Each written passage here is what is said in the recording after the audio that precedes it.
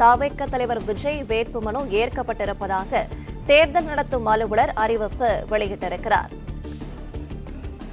தவிக தலைவர் விஜய் வேட்புமனுவை ஏற்கக்கூடாது என சுயேட்சை வேட்பாளர்கள் சிலர் எதிர்ப்பு தெரிவிக்கும் நிலையில் சென்னை பெரம்பூர் தொகுதியில் தவிக தலைவர் விஜய் தாக்கல் செய்த வேட்புமனுவானது ஏற்கப்பட்டிருக்கிறது. தவிக தலைவர் விஜயின் வேட்புமனு ஏற்கப்பட்டதாக தேர்தல் நடத்தும் அலுவலர் அறிவிப்பு வெளியிட்டிருக்கிறார்.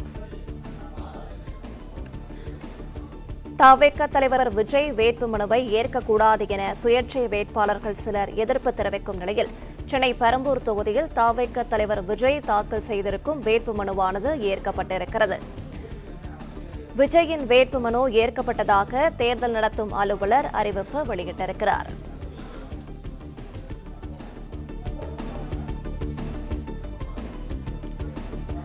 சென்னை பெரம்பூர் தொகுதியில் தவிக தலைவர் விஜய் தாக்கல் செய்த வேட்புமனு ஏற்கப்பட்டிருக்கிறது. விவரங்களை செய்தியாளர் ராஜகுமரன் வழங்கிட கேட்கலாம். ராஜகுமரன் வணக்கம். தவிக தலைவர் விஜய் வேட்புமனு ஏற்கப்பட்டதாக தேர்தல் நடத்தும் அலுவலர் அறிவிப்பு வெளியிட்டிருக்கிறார். இதுகுறித்தான மேலும் விரிவான விவரங்களை பகிரலாம்.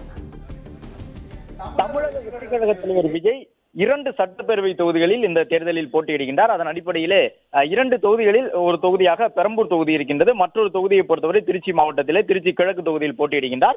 அதே நேரம் பெரம்பூர் தொகுதியில் போட்டியிடக்கூடிய தவிக தலைவர் விஜயனுடைய வேட்புமனு ஏற்கப்பட்டதாக தேர்தல் நடத்தும் அலுவலர் கூறியிருக்கின்றார். என்றாலும் மனு ஏற்கப்பட்டதாக வேட்புமனுவை ஏற்றுக்கொண்டதாக தேர்தல் நடத்தும் அலுவலர் கூறி இருக்கக்கூடிய நிலையிலும் கூட பாட்டாளி மக்கள் கட்சியினுடைய வேட்பாளராக அந்த தொகுதியில் போட்டியிடக்கூடிய திலகபாமா எதிர்ப்பு தெரிவித்திருக்கின்றார். விஜயனுடைய வேட்புமனுவை ஏற்றுக்கொள்ளக்கூடாது, விஜய் தாக்கல் செய்திருக்கக்கூடிய வேட்பு மனுக்களுக்கிடையே நிறைய வித்தியாசங்கள் இருக்கின்றன, மாறுபாடுகள் இருக்கின்றன. திருச்சி கிழக்கு தொகுதியிலே அவர் தாக்கல் செய்திருக்கக்கூடிய மனுவிற்கும் பெரம்பூர் சட்டப்பேரவை தொகுதியிலே தவிக தலைவர் விஜய் தாக்கல் செய்திருக்கக்கூடிய வேட்பு மனுவிற்கும் இடையே நிறைய வித்தியாசம் இருக்கின்றது, நிறைய குழப்பங்கள் இருப்பதாக நாங்கள் கருதுகின்றோம் என்று சொல்லி பாமகவினுடைய வேட்பாளராக இருக்கக்கூடிய திலகபாமா தற்பொழுது எதிர்ப்பு தெரிவித்து அந்த வேட்பு மனுவினுடைய பரிசீலனை நடைபெறக்கூடிய அறைக்குள் தங்களுடைய எதிர்ப்பை பதிவிட்டுக் கொண்டிருக்கின்றார்கள். என்றாலும் தேர்தல் நடத்தும் அலுவலர் விஜயனுடைய வேட்பு மனுக்களிலே அந்த தகவல்கள் அனைத்தும் சரியாக இருக்கின்றன என்று சொல்லி வேட்பு மனுவை பரிசீலனைக்கு எடுத்த உடனேயே ஏற்றுக்கொள்ளப்பட்டதாக கூறியிருந்தார். தொடர்ந்து தற்பொழுது பாமக தரப்பிலே எதிர்ப்பு தெரிவித்து வருகின்றார்கள். இதுபோன்ற ஒரு சூழல் ஏற்படும் பொழுது தேர்தல் நடத்தும் அலுவலர்கள்